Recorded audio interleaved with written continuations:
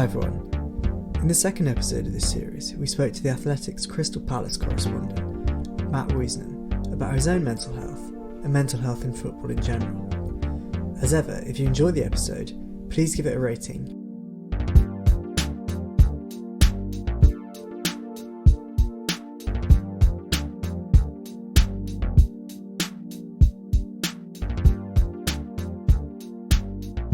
Hi Matt, how are you? I'm good, thanks. How are you? Yeah, very good, thanks. So to start with, do you think you could just talk a little bit about what your relationship with mental health looks like? Yeah, so I sort of suffer from anxiety, which I think is quite a common thing. But I sort of, I basically have anxiety. When I was younger, I sort of kind of had depression really for a little bit, and then I think that kind of, as I got older, I kind of dealt with that side of things, and it kind of became anxiety really. Suppose when I was younger, I suppose I really sort of first started to know about, or started to experience what would have been, sort of depression or mental health issues when I was sort of, I guess, around 12, 13. I would often sort of fight with my brother, but like obviously, everyone fights with their brother, but it'd just be like I've got a non-stop. brother, so I know what you mean. I would be so angry. Like I had a lot of anger in me. I wouldn't express it outwardly, but I had a lot of sort of internal anger in me, and that kind of was the start of depression. Really, as I got older, like into my sort of later teens, that just became sort of depression, and I suppose anxiety as well within that. I think really it kind of developed from there. And like the anxiety is sort of been with me for as long as I can remember, and I think it's just really about dealing with it. I think for me, it's a lot of it is quite situational. That kind of makes me then question, do I really have anxiety and things like that? But ultimately, it's there, and it is very much situational. You sort of overthink and you sort of question yourself a lot, and you sort of have a lack of self-confidence sometimes. Like, am I doing this right? Is that okay? What happens if I do this? Sort of avoiding situations, stuff like that. Really, kind of typical sort of anxiety triggers. Really, I try to sort of deal with it and manage it as best I can. And unfortunately, I suppose you could call it sort of high functioning anxiety. It doesn't stop me from doing loads of things. I probably don't do as much as I otherwise would. I'm probably not as outgoing as I would be. And also like at work as well, as a journalist, obviously you're talking to people a lot of the time. I enjoy talking to people. I love talking to people. It's, really good, but it's that whole like unknown, the intolerance of uncertainty. You're calling up people who don't know who you are, and you're trying to get something from them. You're trying to talk to them either to get some information from them or to do an interview with them, arrange an interview. And it's like, you just get that moment of absolute terror when you call them, to be honest with you. When they pick up and you're speaking to them, it kind of just takes over, and you kind of can slightly forget about it, but your heart's racing, and it's quite difficult sometimes to sort of get that initial confidence up to actually make that call and ask those questions, because you're always wondering what happens if I ask this, what if I go it's wrong, what if he sort of doesn't like me or whatever, do you know what I mean? It's like that really. So it's quite difficult at times, but I manage. How did you kind of come to find those coping strategies and stuff? I'm not really sure, to be honest. Like, I personally find talking to people helps me a lot. I'm quite an open person, well, very open person. I'll talk to people and tell them how I feel. If I see like injustice, then I'll call out injustice and things like that. So I'm very much someone who will what you see is kind of what you get, I suppose, to use a cliche. So I suppose talking to people helped me to like develop those mechanisms. I like to go for a walk. I kind of end up without even being conscious of it. When I was younger, I think I would consciously go for a walk to clear my head, whereas now it's kind of almost unconscious. Like if I feel like I'm getting anxious, then about maybe something in particular, then I'll go for a walk.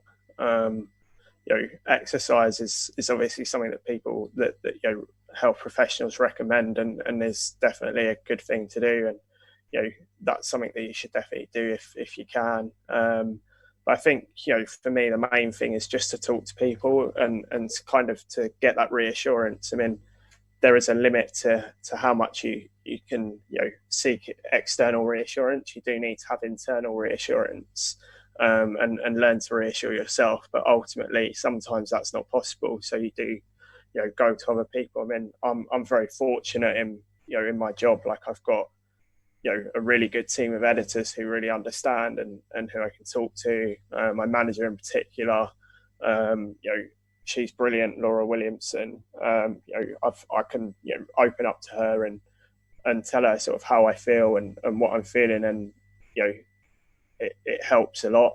She's very understanding and really good at guiding me and knowing sort of what to say and when to sort of push me and when to encourage me, and that really helps in a work capacity. But yeah, I mean, as I said, really talking to people is my main sort of coping mechanism. Just telling people how I feel, or getting a distraction, because you don't always want to talk about how you feel. Ultimately getting a distraction can be as helpful, but you do sometimes obviously need to deal with the underlying issue. So I think just if the more you talk to people, the more other people might have similar experiences as well, and that can help you to kind of have the same sort of coping mechanisms and learn from them. And obviously if you do feel like you're anxious, then and struggling with that, then you should seek medical help and go to your GP, or speak to a counsellor, or whatever it is. I think you should just open up if you can. I know it's not easy for everyone. I find it easier than perhaps most people, but ultimately that's probably the best thing that you can do. Just open up to people that you trust. Have you ever had any more kind of formal help for this stuff, or has it been very much driven by you and finding the things that have helped you? Yeah, I've had quite a lot of counselling over the years. I think the first time I had counselling was when I was at college, so I would have been 16, 17.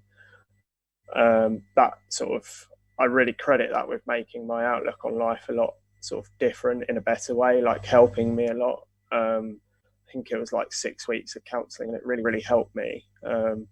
In a way, it was kind of a blessing and a curse that I studied like very analytical subjects. I mean, I studied sort of history, politics, and then went on to do a politics and international relations degree at university before then doing a postgraduate in journalism. All of those things are quite analytical.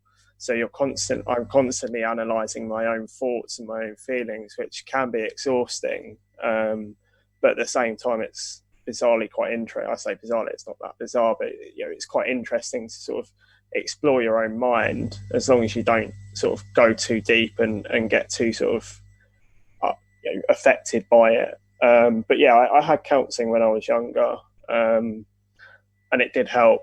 It really did help a lot. I didn't ever find that medication helped me. I've had several different medications, and for me personally, that never helped. That's not to say it doesn't help anyone else, because it clearly does. It's very much an individual thing that you need to test out for yourself and have that guidance from a professional. Personally, I found counselling and talking about how I felt and the issues that were affecting me to help me much more, and that that really helped me. So yeah, really good on that front. Getting counselling. The doctor at first I didn't really get on with my doctors in terms of I didn't really feel like they were particularly interested. But then I found a doctor that I really got on with well, and he was really good and sort of gave me some good advice and good support. So that was really good. Yeah, I think that's one of the key things, and it depends a lot on luck. Is whether you find, well, in your case, like a good doctor, but also once you get referred on to someone that you get on with them as well. And it seems to be a little bit of pot luck whether in that first instance you get a doctor that understands and that gets it, and then in the second instance that you get referred on to a psychologist or a psychiatrist or whatever who you can have a rapport with. Yeah, definitely. I think the thing is that the first time you go in, the first time you open up, the first time you go to the doctor, the first time you sort of acknowledge that you sort of have something that isn't quite right, that first experience is going to make a massive difference to you. And if that first experience is negative, then you're perhaps not so likely to go back. I mean, personally, I found also another thing that helped me was helping other people. Some of my friends, some of my longest friends, people I've known the longest in my life, and I'm closest to, I've known through sort of helping them with their own mental health issues and helping them with issues in their own life. I very much enjoy helping people. I want to help people. And personally, I found that really helped me. And with them, quite a few of them were reluctant at first to seek help or go to the doctor. They were worried about what would happen. And some of them also went to the doctor and had a bad experience first time. But and it wasn't just me, obviously, but I helped them to realize that just because you've had one bad experience doesn't mean that that's going to be the case for the rest of the time. Unfortunately, in most of those cases, most of those people are sort of in a much better place now, and that's good. And I've made friends through that, and it helped me to understand my own feelings and my own thoughts. But yeah, I think what people must really remember and realize is that just because you have one bad experience doesn't mean that automatically the rest are going to be bad. When you're in an irrational state, that can be really hard to know and to feel and to think. But you've kind of got to find a way to convince yourself that actually it is worth going back. And the other problem is access really to mental health care. And, we're so far behind where we should be in terms of this. I mean, doctors are great and, counsellors are great and health, I'm not saying anything bad about the people that deliver the care. The vast, overwhelming majority of them are great, but it's the system that's the problem. The funding isn't there. The creeping privatisation of the NHS is not going to help anyone other than the people who can afford to go private. The lack of funding to councils for early intervention. The most important thing in terms of the system is that we catch it early, is that we have someone in every school who has that kind of pastoral care that isn't just oh, you've hurt yourself, let's sort of sort that out. Someone who you can actually go and talk to. I mean, I was lucky enough to have a teacher at secondary school who was just amazing. Like, he would listen to me and he genuinely cared and wanted to know how I felt and what was going on with me. I was so fortunate to have that. And that kind of helped me along, but not everyone has that. And I just think it's just such a crying shame that, and it's frustrating and annoying that we don't have the way the system is just so wrong. It's so focused towards treating the symptoms and not the cause. We need to switch that around to be, at least equal. You've got to at least treat both at the same time. You can't just ignore the causes of the problem. There's so many causes of within society that we could change that would help people who are anxious, would help people who are depressed, would help people with mental health issues. I mean, there's obviously also a difference between someone with sort of anxiety and someone with schizophrenia, for example. Some that generally speaking, someone with schizophrenia requires more intervention. But ultimately, coming back to the point that you were making and the question, don't be afraid to seek out help from a professional. It is important to find someone you connect with. That may not happen initially. You may take a little while to get there, but I'm pretty sure that if you keep going, if you keep pushing and keep trying, I know it's hard, but you will get there. I found that out personally. Yeah, and kind of moving on from that a bit, how have you found working in an environment like football has been for both personally for your own well-being, but also how it treats players, staff, and all the people kind of involved in the game? In some ways, it's been amazing. Like, it's the best job I've ever had. I mean, I've been working since I was 17. I'm 27 now.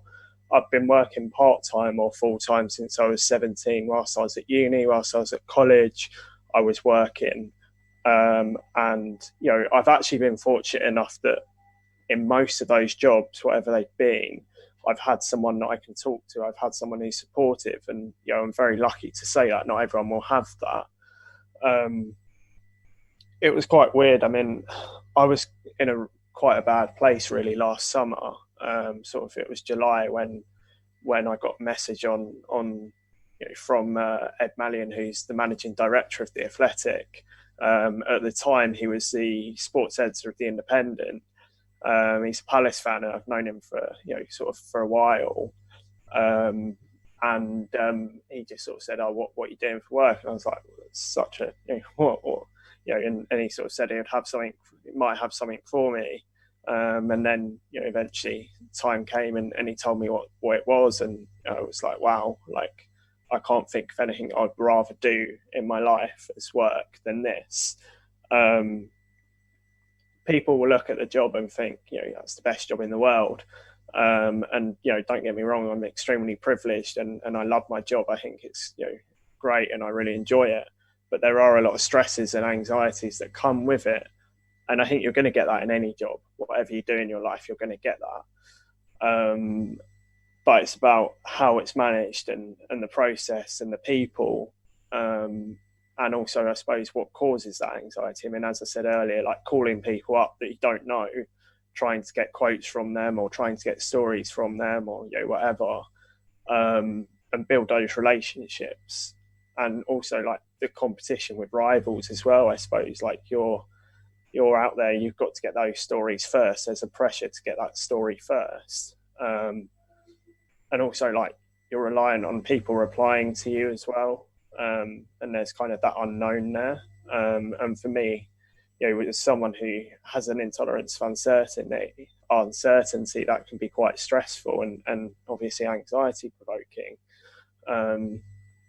I'm working on something that I think is quite big at the moment, and I've been trying to sort of collate all the pieces together, and that can take time, and that can be frustrating. I wrote a piece about Eberechi Eze, who Crystal Palace have just signed from QPR for sort of £20 million, one of their biggest signings. I think it's like it could be their third biggest signing of all time, value-wise. And at one point, it was looking like we wouldn't get a piece from it. It was looking like no one was answering my calls, couldn't see anyone. No one was giving me what I needed, and then luckily, I tried hard and got there, and I had a bit of luck, of course, but I spoke to people I wanted to speak to, and luckily they were willing to talk.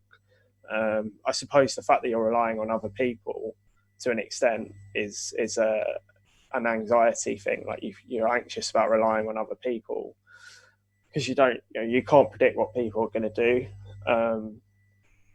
But it's so much better than doing sort of a process-driven job where you're in an unsupportive environment, with potentially unsupportive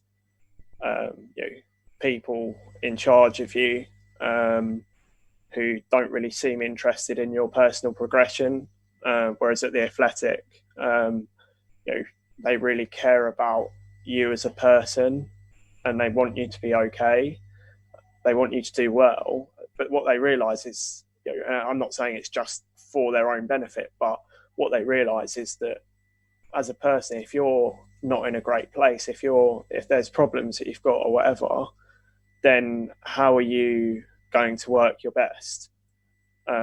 So if someone's got a problem, then there are people there and there are processes there in which you can use that um, that that will help you, to get back to functioning as best you can. But working in football, football's a really brutal world. I like to watch academy football in particular. I've watched Crystal Palace's academy for probably about 6 years, 7 years maybe. And so many of those players sort of get released at a young age. There's players that you watch at sort of when they're 16, 17, 18, and they end up sort of getting released at 19, 20, 21, and you're like, that must be so devastating for them, to get released from a professional football club. And not all of them will have the foresight to know, and that isn't a criticism of them. It's just how it will be. Unfortunately, not all of them will have the foresight to know that the chances of making it as a professional footballer are extremely slim. Even if you're in a professional academy at 18, even if you get a professional contract, I think I might get the stat slightly wrong, but something like 0.1% of kids who are in an academy at the age of 12 in English football made a professional appearance in the Premier League ever. And that's just astonishing. So many of these kids, but equally, I think football's moving on to a better sort of understanding of welfare. It's not there yet, and this isn't specific to Crystal Palace. Just to be clear, this is across the board at every level, every club. Some clubs will be better than others, of course. Some clubs have better facilities than others, but ultimately, football is a really, really brutal world. It's elite sport, and I suppose in a way it gets held to a different standard than other elite sport, certainly like say athletics, by supporters and by, I think people are so invested in it, and not to say that they're not invested in other sports, but the way that people are invested in football in particular, certainly in this country, is so intense. It means so much to so many people. And I think people sometimes lose sight of the potential impacts on individuals, referees, players. I think everyone's guilty of it, because it's almost like you become kind of desensitized to it, because it's almost like the herd mentality, I suppose. When you're in a crowd, you act differently, don't you? But yeah, I mean, in terms of kids particularly, it's very hard. They need to make sure, clubs need to make sure they're doing the right things, giving them the education that they need, because obviously it's going to impact on their education because they need to go to training. So clubs are working hard with that. I think Crystal Palace Academy is now Category 1, which is the highest level of category that you can be. They're investing £20 million or so into their academy. They're going to have a full-time psychologist, which I think is really important. I think every club should have that, both academy and first team.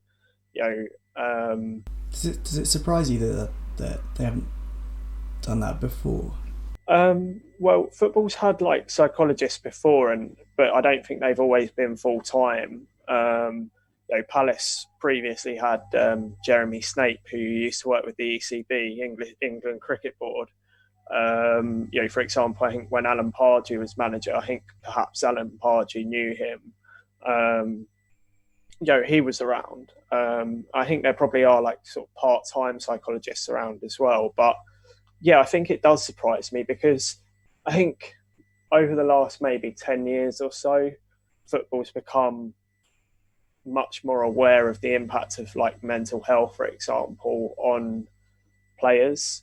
And, just as things like diet and nutrition are so important for elite players, perhaps football was misunderstood in the past how important footballers' mental health is to their performance. Not just that, of course. Like there is a genuine concern over their welfare, and there has to be. And I think it's something that they should probably have, implemented in earlier. It's not like it's a new thing to have to have psychologists. I'm pretty sure.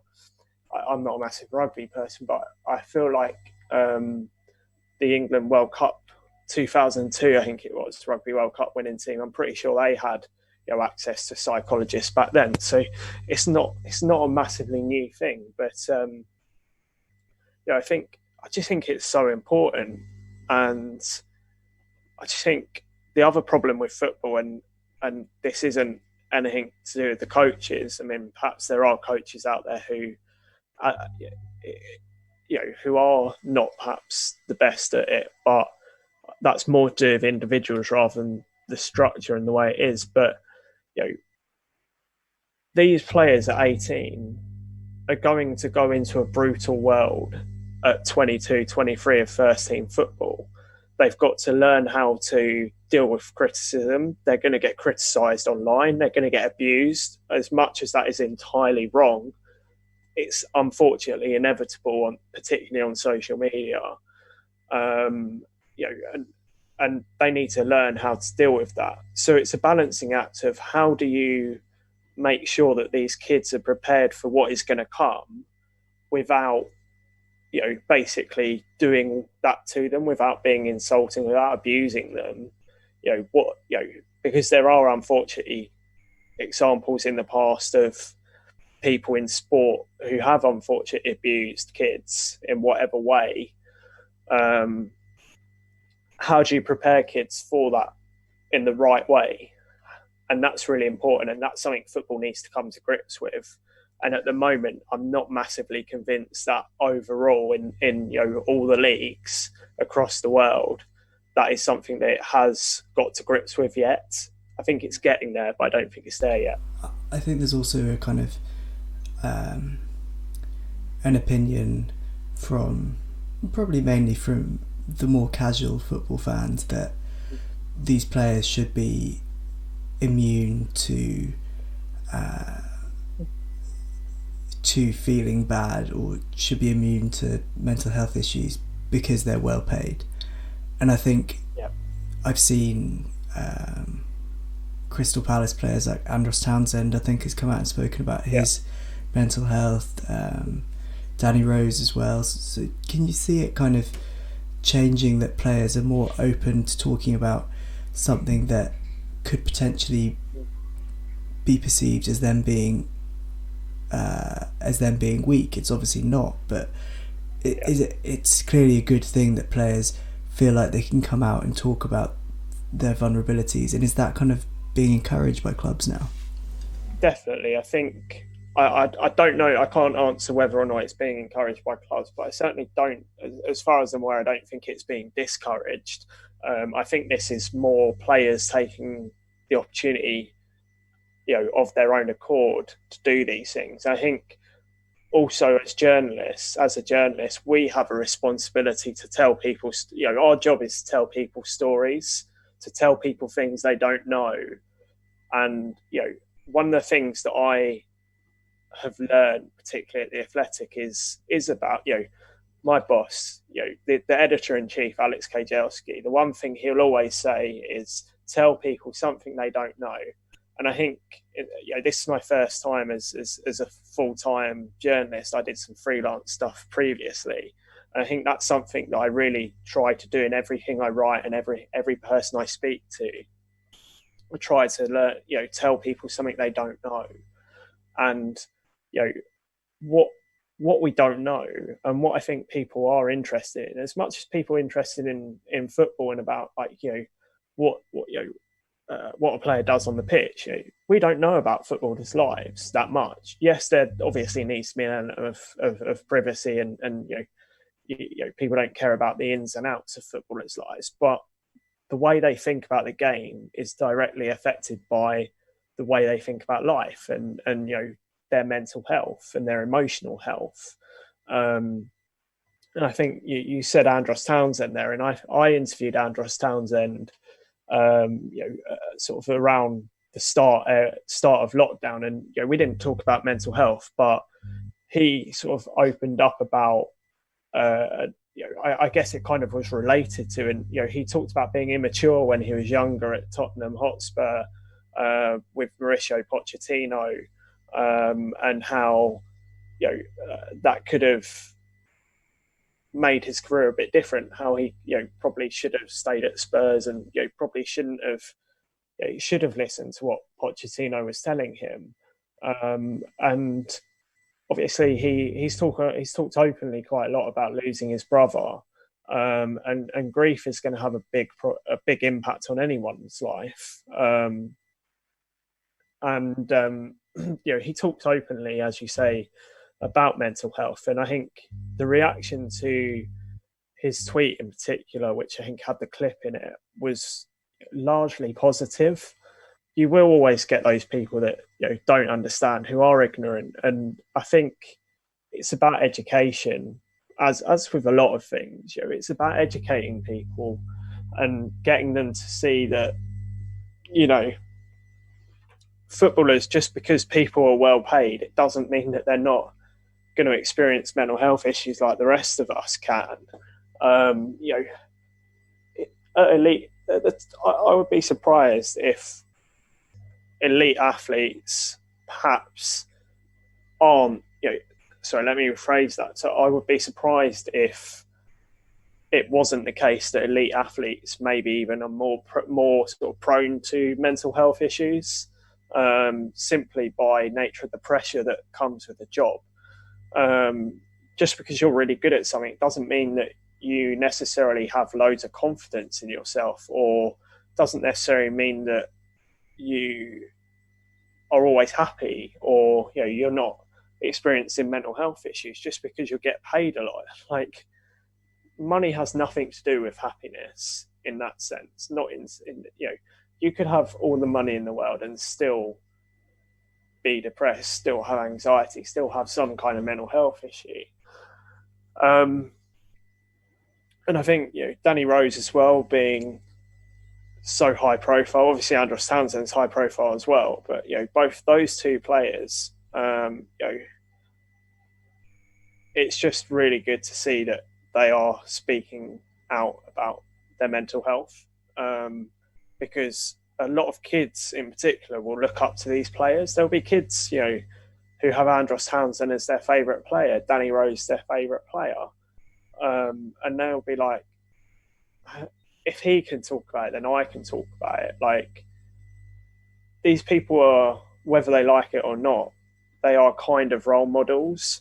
I know people don't like sort of that kind of idea that footballers are role models, but unfortunately, I think they are to an extent. I'm not saying they have to behave in some kind of saintly way. They should be free to get on with their lives, but ultimately, people look up to them, is what I'm trying to say. People may be influenced by what they do. That is obviously personal responsibility there for the people who are influenced, rather than on the people that are influencing them indirectly. So if someone, if someone like Andros Townsend speaks out about mental health, then that's only a good thing.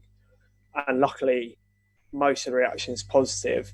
But more importantly, it stimulates a discussion, and maybe that stimulates a discussion at home, in people's homes, with their kids, for example. It doesn't have to be their kids, with their mates. Oh, did you hear what Andros Townsend was saying the other day? He was talking about how he struggles with his mental health, and I've never thought about that before, and I can really relate to that.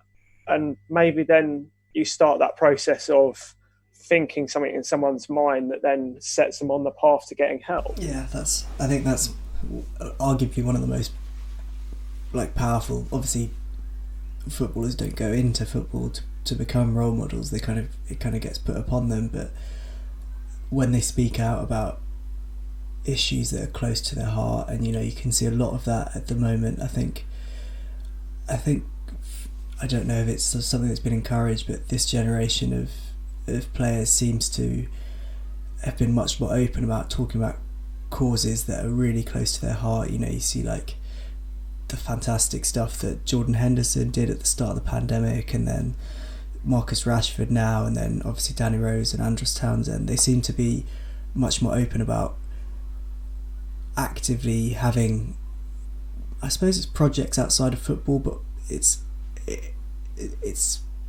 having the ability to really talk about something they care about and making a difference. And it seems to have changed with this generation of younger players. I don't know if that's something you'd agree with. I think so. I think 10 years ago it would have been much different. There would have been players.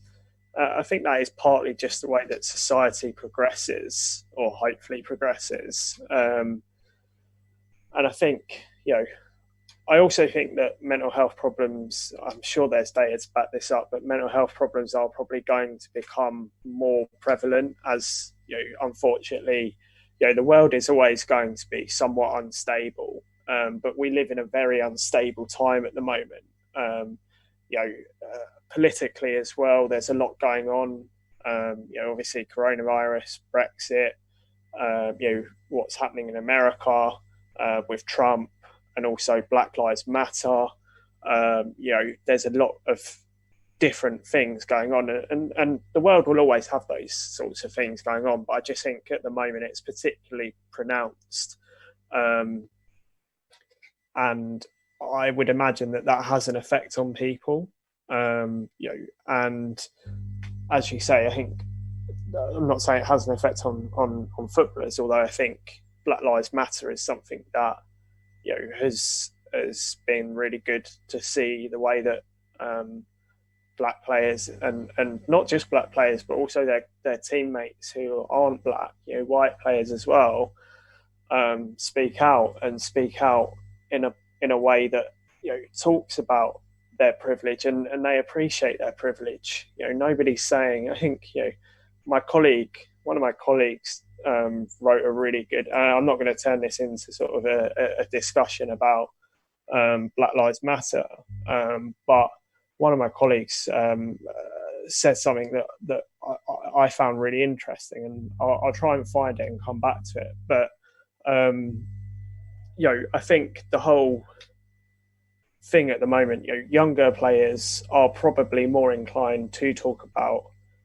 their mental health more openly. I think that is something that is just happening more in society, and I think the more that happens, the better, basically. Yeah, absolutely. And just to wrap things up, we always ask what you personally do to look after your mental health. You mentioned exercise is a big thing for you. Yeah, so I mean, as I said, really, for me, it's mostly exercise. Although unfortunately, at the moment, I'm not really doing too much of that or enough of that. I think, as I said, talking to people is my main thing, really. If I feel like I'm in a position where I'm struggling, then I'll generally be open about it and talk to people. I'm fortunate enough to have understanding people at work, friends from work as well. My mentor, Don Fifield, who's been, covering football for what must be 25 years now. He's really good as well. I know that I can go to him, especially if I've got issues around work that affect me. He's really good at sort of giving me advice. Even Ed, the managing director, he's very much open as well. So I'm very fortunate that I can be open to people, and I would always encourage people to try to be open. And I just think, as I said, exercise, being open, and being willing to sort of acknowledge that there's something going on, even just going for, you don't have to go like running or whatever, or jogging or swimming or whatever. I mean, obviously it's a bit more difficult in these times. I mean, just going for a walk and getting some fresh air, and trying to meet up with people, you know, go somewhere that you can get away from the unnecessary excessive noise that pervades modern life. If you can get away from that, then that will help you. Yeah, that's really great advice. And where can we find more about you, read about your work in The Athletic? Yeah, so you can sign up to The Athletic. We are a sports website. In the UK, we cover football, and I cover Crystal Palace particularly. We're all about sort of giving you in-depth analysis and really good stories, rather than your kind of clickbait stuff that you might read elsewhere, or quotes from a press conference. As I said earlier, we want to tell you something you don't know. We don't want to just regurgitate what other people have said. We're all about telling insightful, interesting stuff, without the pressure of loads of deadlines. So you can sign up to The Athletic. I think we've got a deal on at the moment. I think it's £1 a month at the moment. We've just launched our news site, within the app. Or you can follow me on Twitter as well, at Matt Woosnam.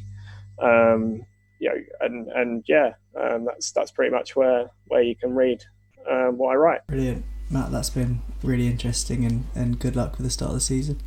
Thanks, Harry. And just going back to what I said about my colleague, I can't find the exact quote, but he wrote a really good piece on sort of the knee, I suppose, and on Black Lives Matter, and he sort of said nobody's asking white people to sort of have it worse off, to be worse off, or anything like that. All that we're asking is that all that people are asking is that they acknowledge their privilege and use it to advance equality. And I can only strongly agree with him. And Ryan Conway, our Derby writer, that was saying that, and he's been really good, I think, on that matter. And I think that's something that's affecting people's mental health as well. People, and I think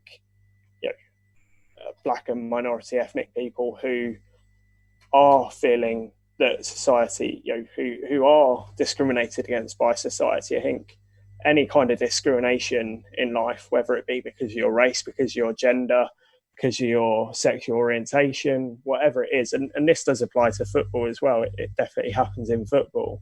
That can and probably will affect your mental health. So, I think speaking out about injustice in the right forum, in the right way, can be really important for mental health. But just to finish with, I would say, going back to my main sort of takeaway from this chat, is be open, be honest as best you can, and seek out help from whoever you trust. Yeah, I think that's a perfect place to leave it. Thanks, Matt.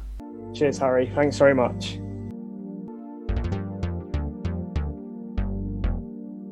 Hi everyone. I really hope you enjoyed that episode. Just a quick note to say that although the things Matt and I discussed we may find helpful, we're not trained health professionals. If you're struggling with your mental health, contact your local GP or NHS service, or call a charity like Mind on 0300 123 3393.